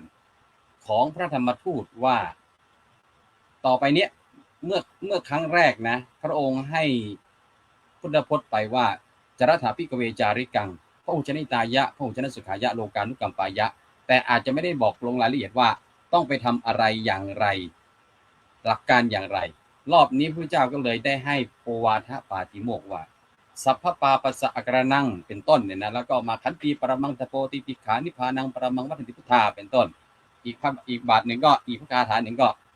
อนุปวาโทอนุปคาโตดังนี้เป็นต้นนี่คือเกิดจากการที่มีการรีเช็คกันและหลังจากนั้นพอพระสงฆ์ท่านได้กลับมารีเทิร์นมาเฝ้าพระพุทธเจ้ามารีทิศนะพลังตนเองแล้วก็ได้รีพอร์ตรายงานพร้อมทั้งได้รับการรีเช็คเสร็จแล้วก็กลับไปใหม่กลับไปเผยแผ่ไปทำหน้าที่ของพระธรรมทูตอีกครั้งหนึ่งด้วยความมั่นใจยิ่งขึ้นเพราะฉะนั้นวันนี้ก็อยากจะเชิญชวนญาติโยมมารีคัพเจอร์แล้วก็มารีเช็คนะมารีเช็คว่าเอาจริงๆนะคุณโยมนะบางทีรู้จักครูบาอาจารย์หลายรูปหลายท่านหลายสำนักเราก็จะสงสัยครูบาอาจารย์สอนเนี่ยบางสำนักสอนอย่างนั้นบางสำนักสอนอย่างนี้อาจจะเกิดความสงสัยว่าสำนักไหนสอนถูกสำนักไหนสอนผิดถ้าวันนี้โยมมารีเช็คนะโยมมารีเช็คโอวาทปาติโมกข์เนี่ยนี่คือหลักคำสอนสำคัญที่พระพุทธเจ้าได้ประทานให้กับพระธรรมทูตเวลาไปสอนคนนะให้สอนนี้ให้สอนแบบนี้นะให้สอนเรื่องความอดทนให้สอนเรื่องนิพพานนะให้สอนเรื่องการไม่ทำบาปให้สอนเรื่องการทำความดีแล้วก็ชำระจิตใจของตัวเองให้บริสุทธิ์เท่านั้นนี่คือโยมมารีเช็คเป้าหมายอุดมการณ์พุทธศาสนาได้เลยว่าพระพุทธเจ้าสอนอะไรแล้วเราก็จะได้กลับมาเช็คอีกทีว่าเราเนี่ยกำลังทำตามที่พระเจ้าสอนอยู่ไหมไม่ต้องไปพูดถึงว่าพระสำนักไหนอาจารย์ไหนสอนอย่างไรนะพระพุทธเจ้าท่านสอนอย่างนี้ต้นน้ำต้นสายธรรมนะสายทานแห่งธรรมสอนแบบนี้นะท่านประทานคำสอนไว้แบบนี้เพราะฉะนั้นเราก็มารีเช็คว่าเราตอนนี้เราอยู่ในเส้นทางหรือไม่รอบแรกก็ไว้ประมาณนี้ครับผม Thank you very much กราบขอบพระคุณครับอาจารย์พระมหาวิชาญกรัญญวสีประเรียนธรรม9ประโยคท่านบอกว่านะมากับนิกเนมท่านชาลีใช่ไหมครับ นิกเนมท่านชาลีท่านก็เลยนึกถึงคำว่าลีนะลีคอลจากพระอาจารย์พระมหาปิยะก็เลยเอาลีมาเต็มไปหมดเลยโยมนะรีคอลรีคัพเจอร์รีเทิร์นรีทริสรีชาร์ตนะรีพอร์ตนะรีเช็คนะถ้าอยู่ประเทศไทยก็นึกถึงเลยรีเหมือนกันครับบรันดีไทย แล้วก็ท่านอาจารย์พระครูวินัยธรบอกอย่ารีรอนี่นะท่านได้แสดงนะความสำคัญของวันมาฆบูชาลำลึกถึงบุคคลเหตุการณ์นะสถานที่ในสาระสำคัญกลับมาทบทวนนะเหมือนภิกขุปาติโมกข์ญาติโยม15วันต้องนะเนี่ยสารพัดลีเลยเนี่ยมีในอุโบสถเนี่ยวันนี้ก็นะได้ทำสังฆกรรมอุโบสถ15วันแล้วก็ที่ในพระไตรปิฎกก็จะมีกล่าวเรื่องพระพุทธเจ้าในอดีตนะองค์ก่อนๆแสดงโอวาทปาติโมกข์นะกี่องค์ก็ไล่องค์ไล่พระองค์ก็แสดงเหมือนกันนะ3คาถากึ่งเหมือนกันแล้วก็ที่จะมีมาในอนาคตก็จะแสดงนะเหมือนกันนะเพราะฉะนั้นเนี่ยจะต่างกันก็ในเรื่องของระยะเวลาบางพระองค์ 7 ปีแสดงครั้งหนึ่งบางพระองค์6 ปีบางพระองค์1 ปีบางพระองค์6 เดือนนะและนี่เรียกว่าต่างกันระยะเวลาแล้วก็นะพระอรหันต์นะที่มาประชุมก็จะต่างกันนะบางพระพุทธเจ้าบางพระองค์นี่เป็นแสนนะกว่าองค์นะที่มาประชุมกันเพราะฉะนั้นท่านพระอาจารย์พระมหาอภิชาตินะก็ได้นำเสนอเนี่ยเรื่องนะการตอกย้ำซ้ำเก่านะการนะเมื่อนกลับมาฟังนะทบทวนแล้วก็มารายงานเหมือนครูบาอาจารย์พระภิกษุไปประเทศอินเดียไปกับสถานที่สำคัญเนี่ยก็เหมือนนะกลับไปรายงานสมเด็จพ่อครูบาอาจารย์หลายรูปก็จะได้ปราลบนะเหมือนว่าไปทำอะไรมาบ้างนะที่ผ่านมาที่ประเทศไทยหรือนะอยู่ทั่วนะทุกมุมแห่งโลกนะนี่เรียกว่าเขากับท่านพระอาจารย์พระมหาภิชาติได้บรรยายมากับผมนี้สมัยทำงานก่อนที่จะมาอุปสมบทเนี่ยนี่ก็จะมีเรื่องประสบการณ์ในการรีเช็คเนี่ยญาติโยมสำคัญนะเช็คทบทวนนะรีนะก็กลับมาเช็คทบทวนนะต้องมีความเที่ยงตรงนะเมื่อเราไปประชุมนะท่านเข้าก็จะให้แบบประเมินตัวเองดูสิ นี่แหละยากตรงนี้แหละญาติโยมเอาละทีนี้ประสบการณ์เป็นยังไงก็คือทำงานอยู่กับเครื่องบินก็จะมีแบบฟอร์มนะให้เช็คนะให้รีเช็คก็มีอยู่ครั้งหนึ่งเนี่ยรุ่นพี่เขาไม่ได้เติมน้ำมันนะแล้วก็มาเช็คบอกว่าเติมแล้วนะสรุปนะเครื่องบินบินไปน้ำมันหมด นี่แล้วก็ไม่เที่ยงตรงว่าไม่ได้ไปเช็คให้ดีแต่ว่ามาติ๊กในแบบฟอร์มอันนี้เรื่องจริงเลยครับสรุปก็โดนทำโทษนะติดคุกไปพักนึง อันนี้ญาติโยมนะเรามาทำนะรีเช็คนะรีทีดนะรีชาร์จรีพอร์ตรีคัฟเวอร์รีคออะไรนี้เป็นเกี่ยวกับนะวันมาฆบูชานะเรียกว่าเป็นวันที่มารำลึกถึงแล้วก็ประยุกต์นะใช้กับชีวิตประจำวันของเราก็จะเป็นประโยชน์ก็กราบอนุโมทนากับขอบพระคุณพระอาจารย์พระมหาภิชาติครับในรอบที่2ก็ขอความเมตตาครูบาอาจารย์กราบปรารถนาหลวงพ่อเจ้าคุณฤทธิ์ครับครับก็อีกรอบหนึ่งนะก็มานั่งฟังแล้วว่าจริงๆวันมาฆบูชาหรือวันไหนๆก็ตามก็ขอให้เราทุกคนเนี่ยเราตั้งมั่นอยู่ในตามหลักธรรมคำสอนของพระพุทธเจ้าขอให้ธรรมะของพระพุทธองค์เนี่ยมันเป็นส่วนหนึ่งของชีวิตไปเลยคือหมายถึงลมหายใจเข้าออกเราก็มีธรรมะเราอุทานออกอุทานก็ขออุทานเป็นพุทธังธัมมังสังฆังก็อย่าให้อุทานเป็นอย่างอื่นเพราะว่าเราอยู่กับเรื่องธรรมะเพราะฉะนั้นธรรมะของพระพุทธเจ้าจึงมาเป็นเรื่องที่มันต้องศึกษาและต้องปฏิบัติอยู่ทุกวันและธรรมะจึงจะมีประโยชน์แล้วก็ให้ประโยชน์กับเราให้ผลกับเรากับคนที่ปฏิบัติธรรมนะเพราะว่าไอเราบางทีที่เขาพูดตำหนิกันว่าชาวพุทธเราเนี่ยเรามีกันแต่ในสำเนาทะเบียนบ้านใครๆก็ไปถามก็เป็นพุทธทั้งนั้นเราเป็นพุทธกันตั้งแต่ตอนที่เราเกิดแล้วพ่อแม่ใส่ก็มาเป็นพุทธแต่ว่าพออยู่ไปอยู่มาเรากลับเราไม่ได้ศึกษาเพิ่มเติมไม่ได้เรียนรู้ในหลักธรรมคำสอนของพระพุทธเจ้าพอเราไม่มีความรู้นะเราไปคุยสนทนาอะไรกับใครเราไม่กล้าพูดถึงคำสอนของพระพุทธเจ้าเลยนี่เป็นจุดด้อยของชาวพุทธเราเพราะนั้นเราจะสังเกตเห็นว่าศาสนิกในศาสนาบางศาสนานี่เขาเข้มแข็งมากนะหมายถึงก็พูดคุยเนี่ยก็จะยกเอาเรื่องของหลักคำสอนอย่างนั้นอย่างนี้ขึ้นมาพูดคุยสนทนาแต่ของเราเนี่ยเราไม่ค่อยกล้าถึงบางทีอาจจะนำมาพูดคุยแต่ว่าพูดในทางที่ล้อเลียนอย่างเช่นถือศีลเป็นระยะอันนั้นศีลเป็นระยะหมายความว่าอย่างไรเราก็คือหมายถึงดื่มเป็นระยะอะไรเนี่ยมันเป็นเรื่องที่เรากลับมาล้อเลียนจ้ะเพราะนั้นเราก็ช่วยกันว่าธรรมะของพระพุทธเจ้าเนี่ยมันเป็นเรื่องสำคัญเป็นเรื่องศักดิ์สิทธิ์เป็นเรื่องที่จำเป็นสำหรับชีวิตเราแต่นี้คนทั่วโลกนะก็อยากจะประกาศว่าคนทั่วโลก ก็ให้ความสำคัญกับพระพุทธศาสนามากขึ้น อย่างเช่นเราเห็นว่าเดี๋ยวนี้ในปัจจุบันเนี่ยเลขาเนี่ยท่านเลขาไปนั่งฉันกาแฟนี่มีคนถวายกาแฟนะมีคนถวายกาแฟไปร้านอาหารก็มีคนถวายอาหารแล้วนี่กวรังนะกวรังก็ถวายต่อไปเดินทางไปที่ไหนจะมีคนเข้ามาพูดมาคุยมาสนทนาก็ให้ความสำคัญเพราะอะไรเพราะว่าพุทธศาสนาเนี่ยมันเป็นศาสนาแห่งสันติจริงๆมันเป็นศาสนาแห่งสันติเป็นศาสนาแห่งการเรียนรู้เป็นศาสนา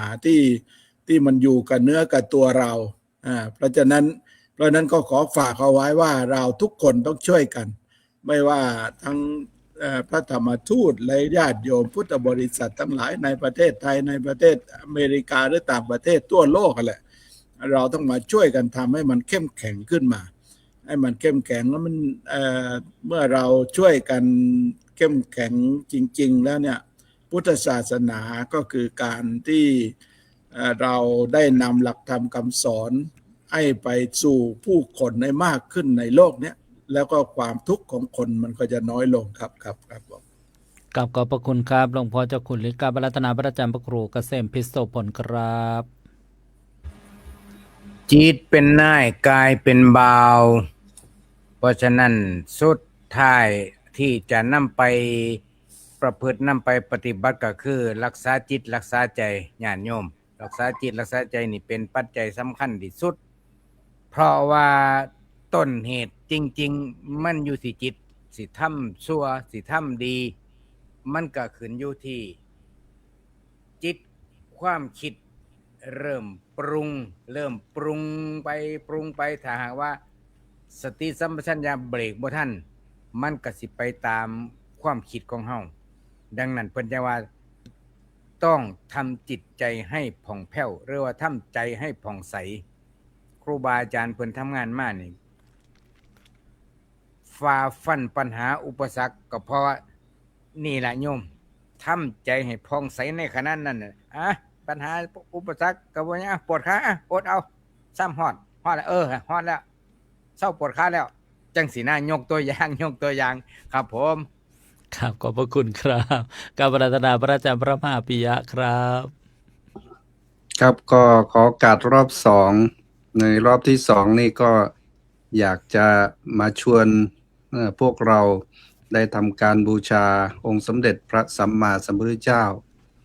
การบูชานั้นอย่างที่เราทราบว่ามีสองอย่างก็คือการบูชาด้วยวัตถุสิ่งของแต่การบูชาแบบนี้นะการที่เราได้นะจัดทำสถานที่ไม่ว่าจะเป็นที่บ้านของเรานะที่วัดที่สังคมของเราจะทำยังไงให้วัตถุสิ่งของภายนอกสะอาดสะอ้านร่มรื่นนะเพื่อถวายเป็นพุทธบูชาสถานที่ตรงไหนมันรกมันไม่สะอาดเราจะทำยังไงให้มันสะอาดสะอ้านทำยังไงให้มันเป็นระเบียบเรียบร้อยอันนี้ถือว่าเป็นการบูชาด้วยสิ่งของภายนอกแต่อีกอันหนึ่งก็คือการบูชาด้วยการปฏิบัติตามธรรมะคำสั่งสอนอย่างเช่นพระเจ้าท่านบอกว่าให้รู้จักเสียสละเอื้อเฟื้อเผื่อแผ่เป็นไปได้ไหมตื่นเช้าขึ้นมาเรานึกถึงว่าเราจะทำบุญอะไรได้บ้างด้วยการให้นะการให้ทานตักบาตรพระสงฆ์อาทิตย์ละครั้งดีไหมหรือว่าไปทำบุญกับโรงพยาบาลหรือว่ากับโรงเรียนอาทิตย์ละครั้งหรือว่าเดือนละครั้งอันนี้ก็ถือว่าเป็นการลงสู่ภาคปฏิบัติเรียกว่า teaching in action นะก็คือเรานำสู่ภาคปฏิบัติการสวดมนต์ไหว้พระจากที่เคยสวดเดือนละครั้งหรือว่าสิ้นปีทีนึง มาสวดวันทุกวันได้ไหมวันละครั้งหรือวันละ2 ครั้งทำสมาธิ5 นาทีต่อวันได้ไหมอันนี้ก็ถือว่าเป็นการบูชาพระพุทธเจ้าโดยยกพระเจ้ามาเป็นเรียกว่ามาเป็นทิฏฐานุคติแล้วเราก็ลงมือทำแต่คนที่จะได้ก็คือว่าตัวเราเองนะครอบครัวเราเองสังคมเราเองอันนี้เป็นสิ่งที่อยากเชิญชวนเรามาบูชาพระเจ้าโดยวิธีทั้งสองแบบนี้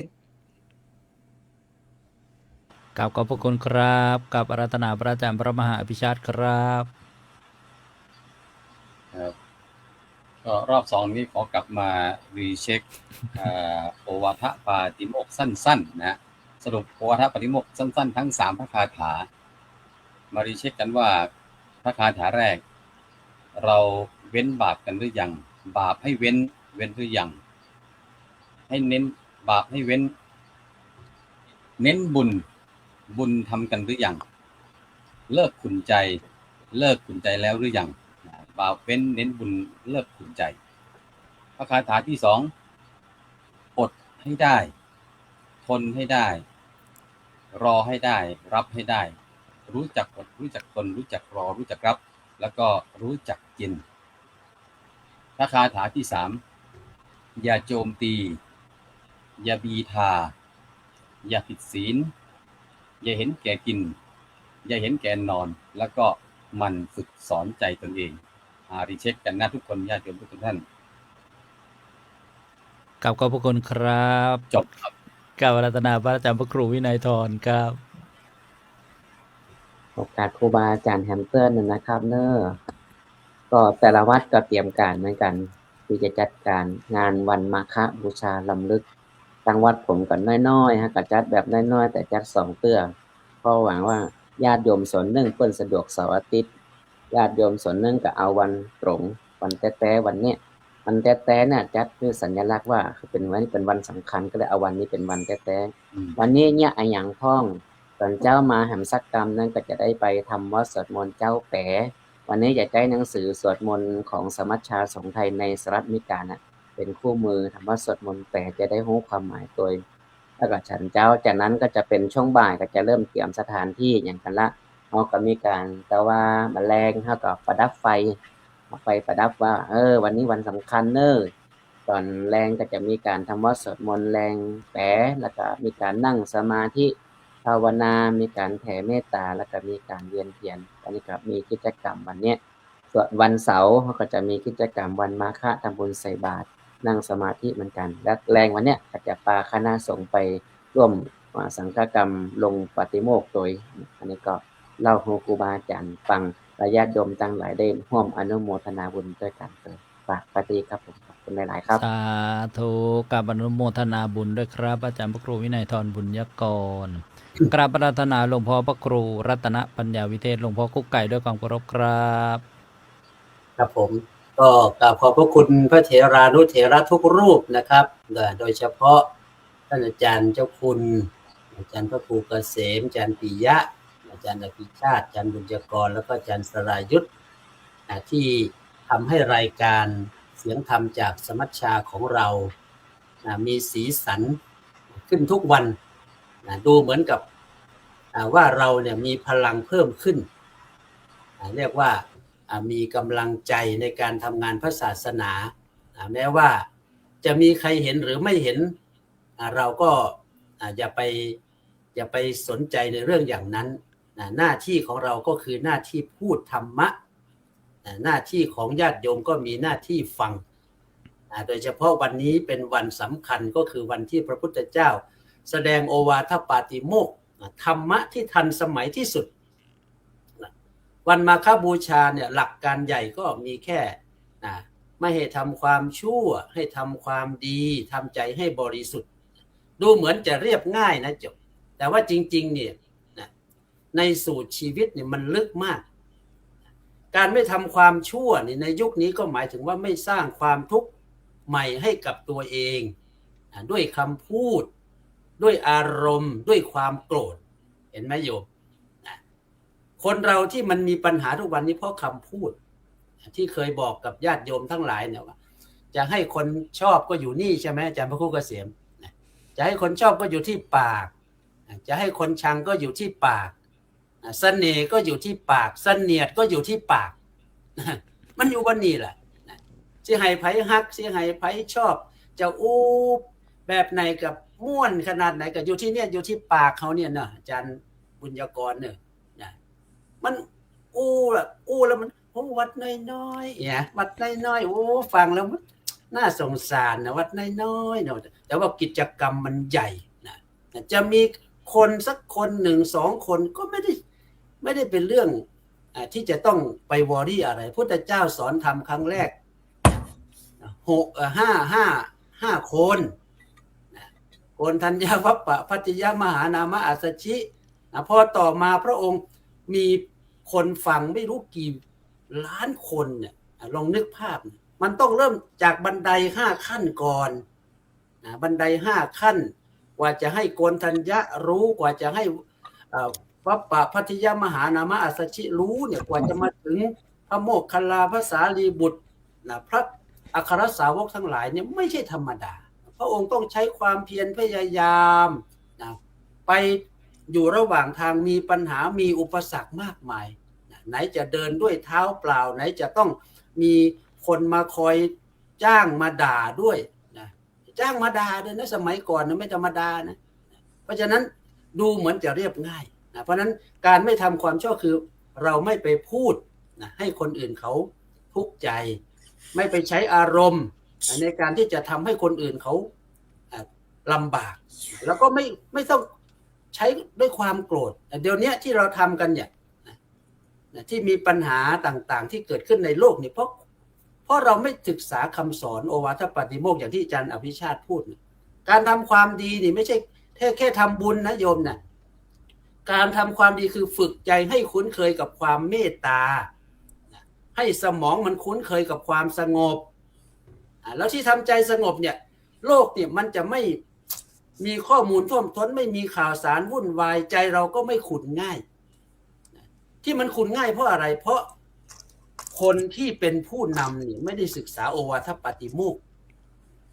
ถ้าศึกษาโอวาทปาติโมกข์เนี่ยจะไม่มีสงครามจะไม่มีอะไรเกิดขึ้นเลย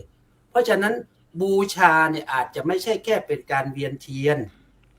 ลองถามตัวเองว่าวันเนี้ยใจเราสะอาดหรือยังใจเราสะอาดหรือยังพระอรหันต์ 1,250 รูปคือผู้ทำใจให้บริสุทธิ์แล้วเราอาจจะยังไม่ถึงจุดนั้นหรอกแต่ว่าเราสามารถเริ่มต้นในวันนี้ได้อยู่เริ่มต้นจากอะไรจากการให้อภัยถ้าไม่มีการให้อภัยผิดและไม่คิดที่จะลืมซึ่งความหลังจะหาความรักความสามัคคีได้ยากจังความพลาดพลั้งมีอยู่ทั่วทุกตัวตนนี่คือการให้อภัยเริ่มต้นจากการไม่พูดร้ายพุทธเจ้าสอนไว้ในโอวาทปาติโมกข์ก็คือการไม่พูดร้ายอนุปวาโทอนุปคาโตการไม่พูดร้ายการไม่ทำร้ายมันจบแล้วนะพอไม่พูดร้ายไม่ทำร้ายมันก็จบแล้วเพราะนั้นเริ่มจากหยุดใจสักนิดหนึ่งแล้วก็กลั้นลมหายใจลึกๆลองดูสิว่ามาฆบูชาไม่ใช่เพียงแค่วันสำคัญทางปฏิทินแต่วันสำคัญสำหรับชีวิตของเราตลอดไปอันนี้คือสิ่งที่อยากจะบอกท่านทั้งหลายว่าเราเนี่ยที่มี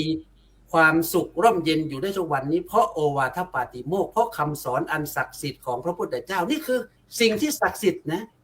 ไม่ใช่สิ่งที่มันจะมาบอกว่าโอปกป้องคุ้มครองเราโอวาทปาติโมกข์หรือคำสอนของพระพุทธเจ้าเป็นสิ่งที่ศักดิ์สิทธิ์ธรรมะของพระพุทธเจ้าคือสิ่งที่ศักดิ์สิทธิ์ไม่ใช่สิ่งที่จะมาดลบันดาลอะไรให้เราชั่วให้เราดีอยู่ที่การกระทำของเราเพราะฉะนั้นวันนี้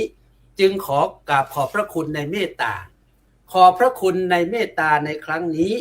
ที่ได้มีโอกาสวาสนาตรงนี้ถือว่าญาติโยมทุกท่านได้ชีวิตของเราวันนี้ที่มีอยู่ทุกวันนี้เพราะเรามีธรรมะเพราะเรามีสิ่งที่ดีจึงขอสรุปขอบพระคุณครูบาอาจารย์ทุกรูปก่อนที่จะจบวันนี้ว่าในวันนี้เป็นวันดีมีมงคลจงสร้างบุญกุศลให้สดใสวันมาฆบูชาต้องฝึกใจชาวพุทธนั้นจะอยู่ไหนต้องทำดีเจ้าคุณฤทธิ์จากวัดอตัมมยตาท่านได้มาสอนธรรมนำวิถีท่านแนะนำให้เราได้คิดดีเป็นสิ่งที่สำคัญกว่าสิ่งใดกับขอบพระคุณท่านอาจารย์เจ้าคุณนะครับพระครูเกษมจากอุบลช่วยสอนสั่งสร้างพลังให้ดวงจิตคิดแจ่มใสพูดอีสานเว้าม้วนอย่างมั่นใจมอบธรรมะมาให้ด้วยเมตตาทุกครั้งท่านเมตตาเรามากกับขอบพระคุณท่านอาจารย์พระครูเกษมครับท่านอาจารย์พระมหาปิยะวัดโปรดเกตได้มาเทศออนไลน์ได้ให้ศึกษาจากนิวยอร์กรัฐใหญ่ ในอเมริกาเป็นคุณค่าสร้างบุญอุ่นหัวใจท่านพระครูบุญญากรสอนดีแท้มีพ่อแม่ฟังแล้วก็สดใสอู้คำเมืองฟังแล้วแสนม่วนใจนะฟังครั้งใดมีความสุขทุกเวลาพระอาจารย์สรายุทธพิธีกรท่านมาสอนเพื่อให้ได้ศึกษาเป็นผู้มีความเพียรทุกวันมาจัดรายการดีจริงหนาน่าชื่นชมกับขอบพระคุณครับอาจารย์พระมหาอภิชาติจากวัดพุทธจักรเป็นประจักษ์สอนธรรมนำเหมาะสมอย่าเพิ่งเกาหัวฟังแล้วคิดทำดีสีพิรมท่านผู้ชมกดไลค์กดแชร์เลยนะขอบคุณท่านอาจารย์มหาอภิชาติวันนี้อย่าลืมนะครับมาลงอุโบสถที่วัดรัตนปัญญานะครับผมรายการดีเสียงธรรมสมัชชาเป็นสิ่งที่มีค่าอย่านิ่งเฉยโมทนาทุกท่านอย่างเช่นเคยฝึกให้เคยจะดีงามทุกอย่างมีท่านกุ๊กไก่สอนให้ท่านได้คิดว่าชีวิตต้องมีธรรมนำวิถีจะอยู่ไหนขอให้ทำความดีเป็นสิ่งที่ควรทำนำดวงใจขออวยพรให้ทุกท่านมีความสุขไม่มีทุกข์จงสดชื่นและแจ่มใสให้ทุกท่านทั่วโลกนะทั่วโล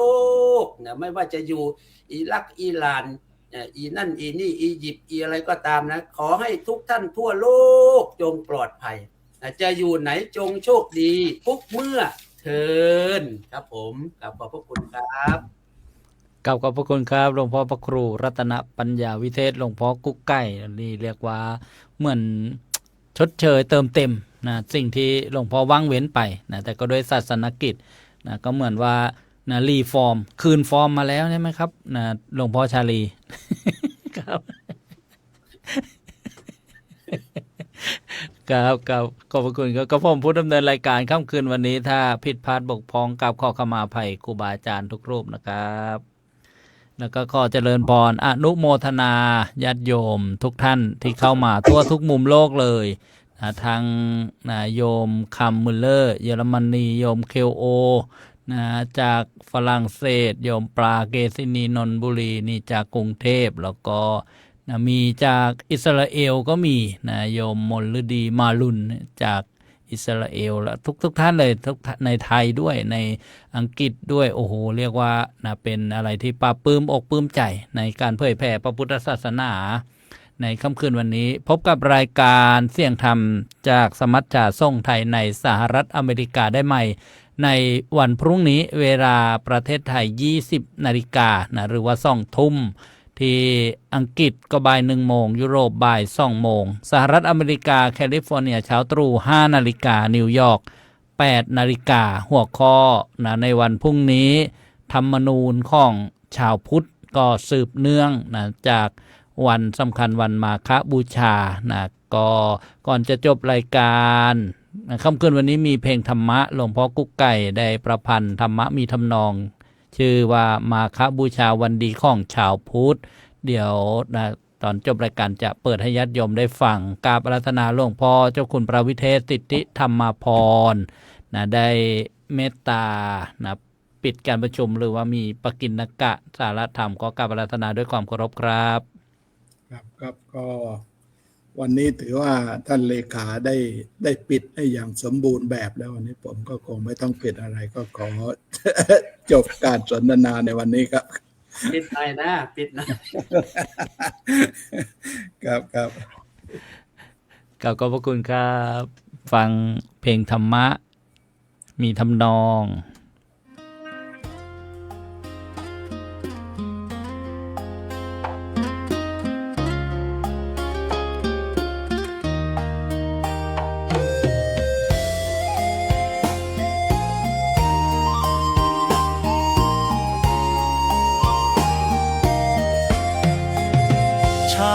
วันพระเดือน35 ค่ำจิตชุ่มช่ำเย็นใจใสสดสีวันสำคัญมาธาตุบุญมี เป็นวันที่ชาวพุทธควรใส่ใจ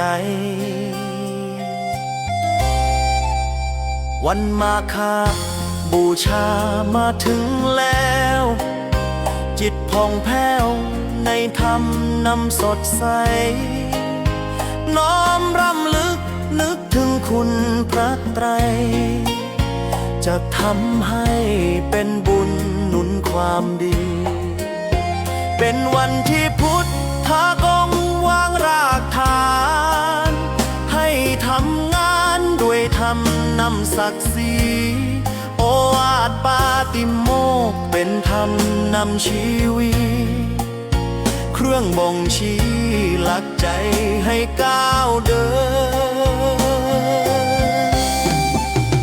หลักการ3สำคัญเป็นเบื้องต้น ให้ทุกคนใกล้ทำอย่าห่างเหิน ไม่ทำชั่วทำบุญหนุนทางเดิน จิตเพลิดเพลินบริสุทธิ์และจริงใจ พูดมมการ4 ข้อก็ให้คิด เป็นนิมิตส่องธรรมนำสดใส ต้องอดทนไม่เบียดเบียนสงบใจ นิพพานได้ดับทุกข์เป็นจริงแล วิธีการ6 อย่างที่ควรมี จะเป็นที่รู้ธรรมนำกระแส ไม่ว่าร้ายไม่ทำร้ายทุกดวงแดน